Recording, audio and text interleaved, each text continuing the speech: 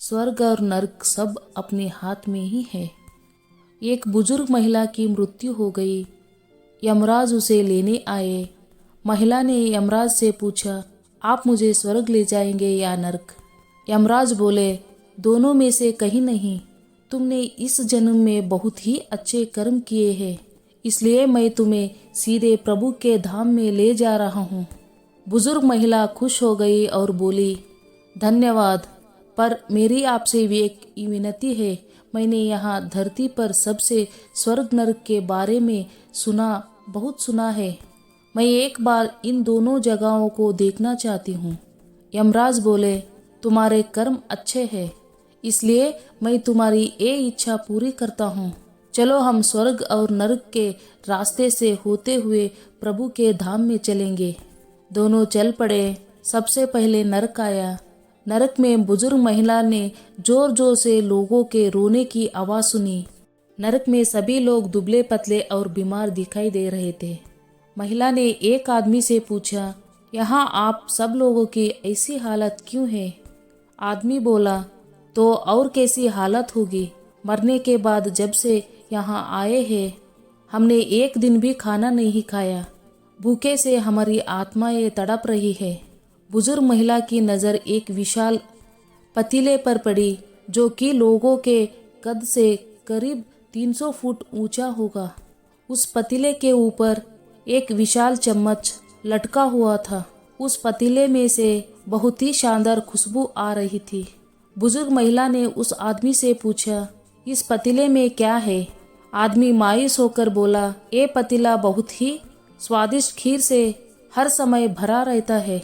बुजुर्ग महिला ने हैरानी से पूछा, इसमें खीर है? तो आप लोग पेट भर के ये खीर खाते क्यों नहीं? भूख से क्यों तड़पते रहे हैं? आदमी रो रो कर बोलने लगा, कैसे खाए? ये पतीला 300 फीट ऊंचा है। हम में से कोई भी उस पतीले तक नहीं पहुंच पाता। बुजुर्ग महिला को उन पर तरस आ गया। सोचने लगी, बेचारे खीर का पतीला होते हुए भी भूख से बेहाल है। शायद ईश्वर ने यही दंड दिया होगा। यमराज बुजुर्ग महिला से बोले, चलो हमें देर हो रही है। दोनों चल पड़े। कुछ दूर चलने पर स्वर्ग आया। वहां पर बुजुर्ग महिला को सबकी हंसने खिलखिलाने की आवाज़ सुनाई दी। सब लोग बहुत खुश दिखाई दे रहे थे। उनको खुश देखकर बुजुर्ग महिला भी बहुत खुश हो गई। पर वहां स्वर्ग में भी बुजुर्ग महिला की नज़र ऐसी ही 300 फुट ऊंचे पतीले पर पड़ी जैसा नरक में था। उसके ऊपर भी ऐसा ही चम्मच लटका हुआ था। बुजुर्ग महिला ने वहां लोगों से पूछा, इस पतीले में क्या है? स्वर्ग के लोग बोले, इसमें बहुत स्वादिष्ट खीर है। बुजुर्ग महिला हैरान हो गई।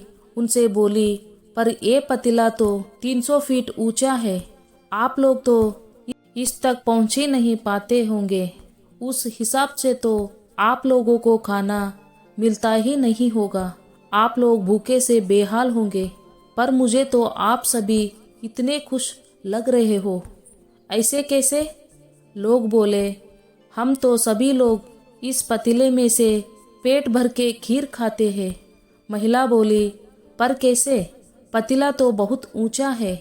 लोग बोले, तो क्या हो गया पतीला ऊंचा हो तो? यहाँ पर कितने सारे पेड़ हैं। ईश्वर ने ये पेड़ पौधे, नदी, झरने हम मनुष्य के उपयोग के लिए तो बनाया है।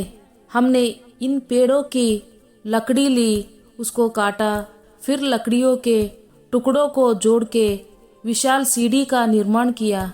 उस लकड़ी की सीढ़ी के सहारे हम पतीले तक पहुँचते हैं और सब मिलकर खीर का आनंद लेते हैं। बुजुर्ग महिला यमराज की तरफ देखने लगी। यमराज मुस्कुराए और बोले, ईश्वर ने स्वर्ग और नरक मनुष्य के हाथों में ही सौंप रखा है। चाहे तो अपने लिए नरक बना ले, चाहे तो अपने लिए स्वर्ग। ईश्वर ने सबको एक समान हालातों में डाला है। उसके लिए उसके सभी बच्चे एक समान हैं। वो किसी से भेदभाव नहीं करते। वहाँ नरक में भी पेड़ पौधे सब थे, पर वो लोग खुद ही आलसी है। उन्हें खीर हाथ में चाहिए। वो कोई कर्म नहीं करना चाहते, कोई मेहनत नहीं करना चाहता, इसलिए सब भूखे से बेहाल है।